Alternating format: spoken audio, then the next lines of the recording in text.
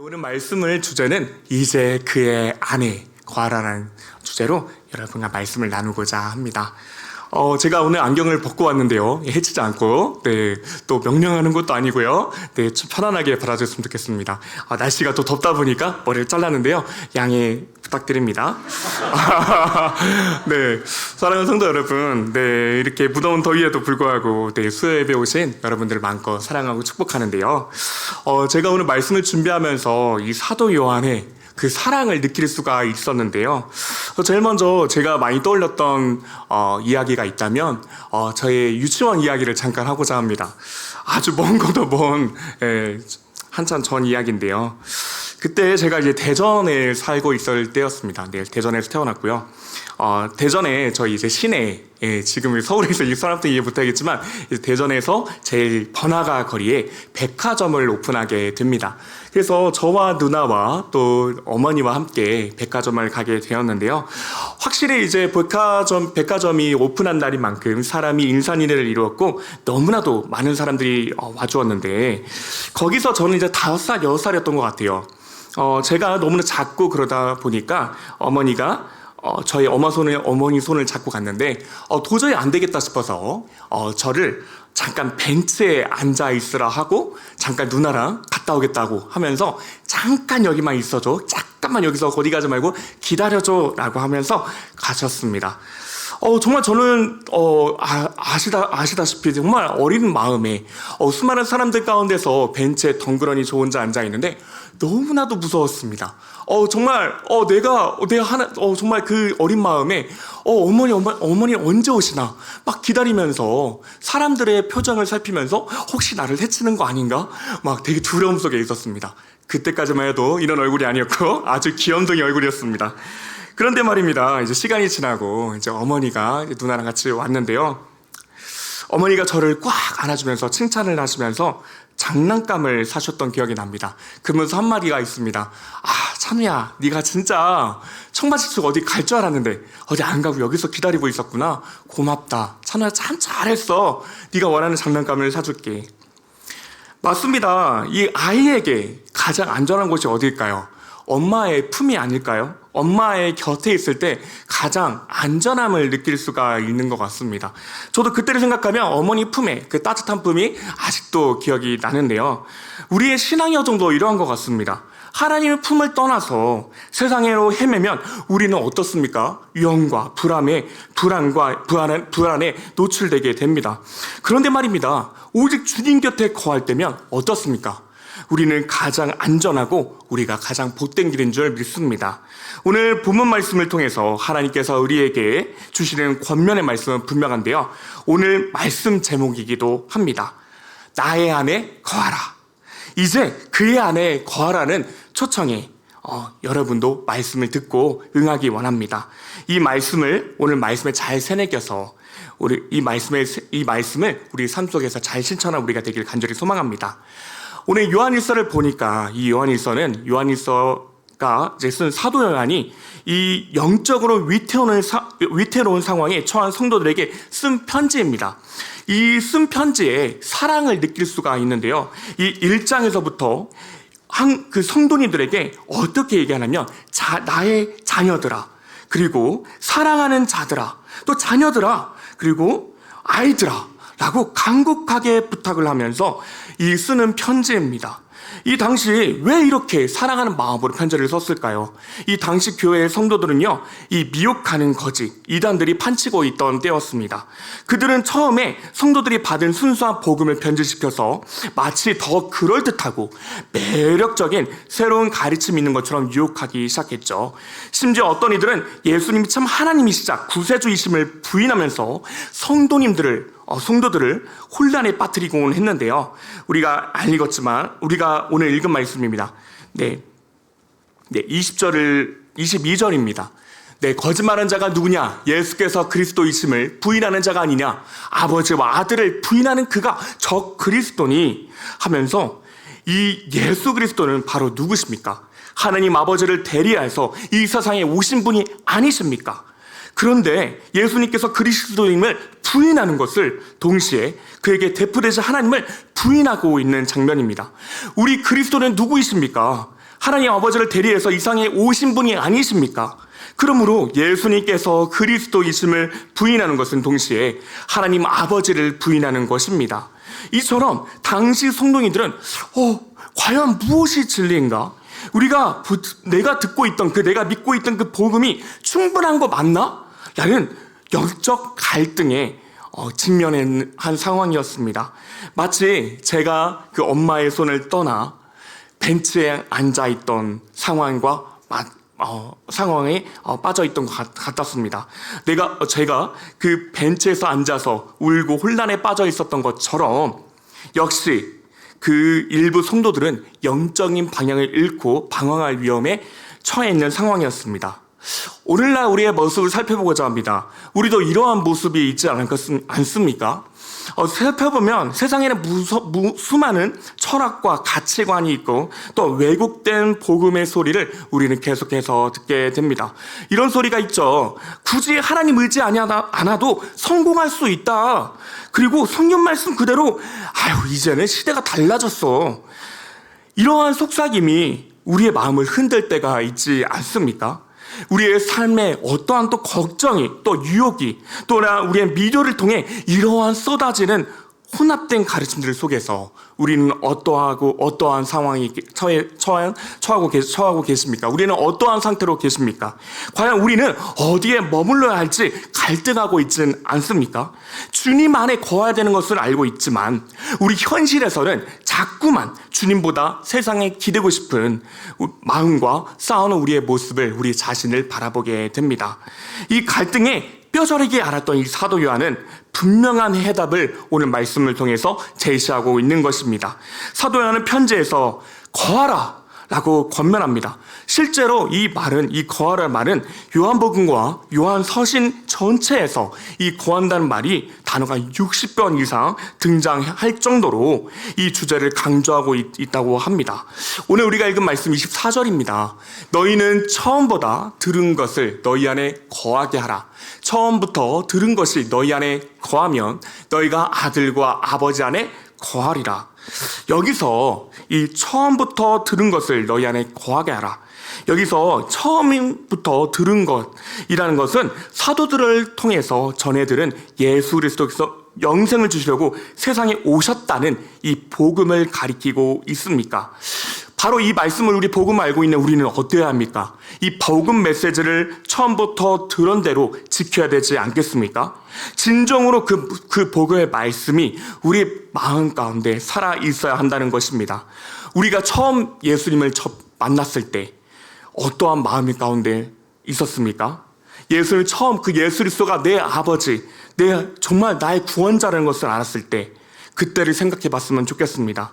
다시 말해서 이 순수한 복음이 우리의 복음의 진리를 붙드는 자는 계속해서 하나님 아버지와 또 예수님과의 교제에서 머물게 된다는 것인데요. 계속해서 25절입니다. 그가 우리에게 약속하신 것은 이것이니 곧 영원한 생명이니라. 25절에서 사도 요한이 그가 우리에게 약속하신 것은 이것이다. 바로 곧 영생이라고 말합니다. 바로 주님 안에 거하는 자에게는 이 영원한 생명이라는 것을 확실히 약속하고 있는데요. 세상의 헛된 가르침은 어떠합니까? 일시적 즐거움이나 거짓적 소망을 주고 있지만 오직 주님 안에 거하는 자만이 이 영원한 생명을 얻게 된다는 것을 우리는 잘 알고 있습니다. 이 사도 요한은 예수님이 자기 안에 거하는 것이 필수라고 말씀하시는 요한복음 문맥에 나오는 영생의 약속을 강조하고 있는데요. 예수님께서 우리에게 주신 이 영생의 약속은 예수님께서 받은 말씀을 계속해서 믿는 믿음이 필수라고 요한은 말하고 있습니다. 26절 이렇게 얘기합니다. 너희를 미혹하는 자들에 관하여 내가 너희에게 이것을 썼노라.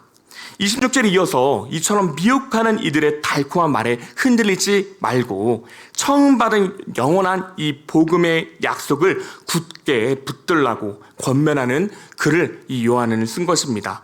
27절에서도 볼 수가 있는데요. 너희는 주께 받은 바 기름 부음이 너희 안에 거하나니 아무도 너희를 가르칠 필요가 없고 오직 그의 기름 부음이 모든 것을 너희에게 가르치며 또 참되고 거짓이 없으니 너희를 가르치신 그대로 주 안에 거하라. 여기서 말하는 기름 부음은 하나님의 성령의 주심을 상징하고 있는데요. 여기서 가르치며라는 동사는 현재 사로서 계속성을 가지는 동작을 가리키고 있습니다. 즉 이것은 성령께서 계속해서 그때마다 필요한 것을 다 가르쳐 준다는 의미이죠. 그러므로 그 당시에 활동했던 거짓 교사들은 성도들을 속이려 했지만 이 성도들 안에는 성령의 기름 부음으로 말미암아 성령께서 우리 마음 가운데 진리를 가르치고 깨닫게 해주시기에 누구도 새롭고 이상한 것으로 우리를 미혹할 필요가 없다는 것입니다. 요한일서 5장 6절 이렇게 말합니다. 이는 물과 피로 임하신 이신 곧 예수 그리스도시라. 물로만 아니요 물과 피로 임하셨고 증언하시는 성령이시니 성령은 진리니라. 아멘. 성령님께서는 우리로 하여금 물과 피로 임하신 그리스도의 속죄를 믿게 하시려고 오순절에 강림하실 때부터 활동하고 계신 우리 바로 성령님이십니다. 그리하여서 이 요한은 예수 그리스도에 관한 자신의 교훈에 영감을 주신 분이 성령이시므로 그 교훈을 확증하실 분은 역시 성령이라고 확신하면서 아무도 너희를 가르칠 필요가 없다라고 극단적인 표현을 하면서 성령의 가르치심으로 말미암아 충분하다. 그래서 인간의 거짓된 가르침에 흔들리지 말라고 강조하는 것입니다. 결국 답은 무엇입니까? 답은 하나입니다. 주님 안에 거하는 것이죠. 무엇보다 28절에서는 이렇게 말하고 있는데요. 그 앞에서 부끄럽게 자녀들아 이제 그 안에 거하라. 이는 주께서 나타내신 바 되면 그가 강림하실 때 우리로 담대함을 얻어 그 앞에서 부끄럽지 않게 하려 함이라. 이 자녀들아 이제 그 안에 거하라고 합니다. 지금까지 내용을 총 정리하면서 이제부터라도 끝까지 예수 그리스도 안에 머무라고 권면하는 것입니다. 그 이유는 이어지는 말씀에 나오는데 이는 주께서 나타내신 바 되면 곧 그분이 다시 오시게 되면 예수 그리스도가 다시 오게 되면 그 앞에서 담대함을 얻어 그 앞에서 부끄럽지 않게 하려 함이라고 했습니다. 이 말씀을 원어로 보면 이 만일이 빠져 있습니다. 그래서 넣어서 읽으면 이렇게 됩니다. 만일 주께서 나타나신 바 되면 이라는 조건절로 말을 해석할 수 있는데요. 이 말은 즉 요한에게 그리스도의 재림을 확신하지 못하는 마음이 있음을 말하는 것이 아닙니다. 언제든 이라는 의미로 사용되고 있는데요. 우리는 어떻습니까? 이 예수님이 언제 오실지 모릅니다. 언제 오실지 모르지만 예수님이 언제든 오실 수 있다는 것입니다. 요한복음 14장 18절에 이렇게 말하고 있습니다. 내가 너희를 고아와 같이 버려두지 아니하고 너희에게로 오리라. 분명한 사실은 예수님의 자신을 따른 자들에게 자신이 돌아올 것이라고 약속했다는 것입니다. 따라서 이 요한은 독자에게 영생의 확신을 가지라고 말을 하면서 이 확신은 그리스도가 재림하실 때 하나님 앞에서 담대하게 만든다는 사실을 말하고 있는 것입니다. 주님 안에 거하며 믿음 안에 살면 장차 예수님께서 재림하실 때 우리가 담대히 주님을 맞이할 수 있다는 것입니다. 반면에 우리가 주님을 떠나 세상 죄악에 머물러 있다면 주님이 다시 오실 때 부끄러움과 두려움에 사로잡힐 것입니다. 마치 선생님께서 돌아오실 때 부지런히 맡은 일을 한 학생은 떳떳하겠지만 게으름을 피운 학생은 고개를 들지 못하는 것처럼 말이죠. 이 마지막 29절에 이렇게 얘기합니다. 너희가 그로 의로우신 줄을 알면 그 의를 행하는 자마다 그에게서 난 줄로 알리라. 이 예수님은 어떤 분이십니까? 의로우신 분이기에 주 안에 거하는 사람은 의로운 삶의 열매를 맺게 된다는 것입니다. 우리는 선한 행위의 자체가 구원의 조건은 아니겠지만 의롭게 행하는 삶은 우리가 계속 예수님께 속해 있다는 증거입니다. 요한은 여기까지 권면을 하면서 참된 신앙은 처음부터 끝까지 예수 그리스도 안에 거하며 진리와 거룩함 가운데 살아가는 것임을 강조하고 있는데요. 이는 주님의 친밀한 교제를 지속적으로 유지하는 생활을 뜻하고 있습니다. 그래서 예수님께서도 제들에게 똑같은 교훈을 주신 적이 있는데요. 요한복음 15장 5절 말씀입니다. 나는 포도나무요 너희는 가지라. 그가 내 안에 내가 그 안에 거하면 사람 열매를 많이 맺나니 나를 떠나서는 너희가 아무것도 할 수 없음이라. 아멘. 예수님은 제자들에게 가지가 포도나무에 붙어 있는 것처럼 자기 안에 거하라고 가르치지 않았습니까? 예수님 안에 거하지 않는 가지는 시들어 죽고 결국 모아져 불에 던져져 태워져 버린다는 것입니다. 우리가 결국 어떻습니까? 주님 떠나서는 아무 열매도 맺을 거 없고 아무것도 할 수 없다는 것입니다. 그러므로 우리가 할 일은 무엇이겠습니까? 오직 주님께 붙어 있는 것, 주님의 은혜와 사랑 안에 머무는 것입니다. 오늘 우리의 말씀을 통해서 이 말씀을 우리가 꼭 기억했으면 좋겠습니다. 이제 그의 안에 거하라. 저는 주제 아래 요한일서 오늘 본문 말씀을 살펴보았는데요.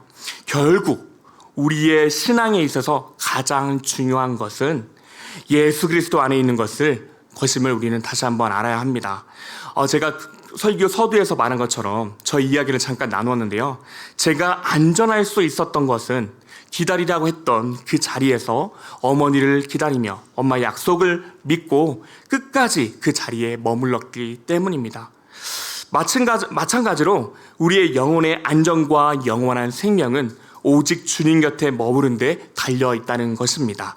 세상의 어떠한 것도 우리를 구원할 수 없고 또 영원한 위로를 주지는 못하지만 주님은 우리를 끝까지 지키시고 이 영원한 생명을 준다는 것을 우리는 믿기를 간절히 원합니다. 그래서 우리는 어떠한 상황 가운데서도 주님을 떠나지 말고 주님 안에 거하길 원합니다. 우리가 닥치는 매일 삶 속에서 주님을 의지하며 또 말씀과 기도로 주님과 동행하길 간절히 소망합니다. 우리 이은교회 성도님들 지체 한 명 한 명이 서로가 서로를 격려하며 모두 함께 주님 안에 거하는 공동체가 되길 간절히 소망합니다. 오늘 28절 마지막 주제의 말씀인데요. 자녀들아 이제 그의 안에 거하라. 이제까지 그렇게 살지 않았다면 이제부터는 그의 안에 살아가는 우리 성도들 되기를 간절히 소망합니다. 그래서 이 자녀들아 이 파란 글씨에 자기 이름을 넣어서 한번 읽어봤으면 좋겠습니다. 한번 다 같이 읽도록 하겠습니다. 찬우야, 이제는 그의 안에 거하라. 맞습니다. 이제는 우리가 있는 자리에서 영원하신 그 예수 그리스도 안에 거하는 저와 성도님들 되시기를 간절히 소망합니다.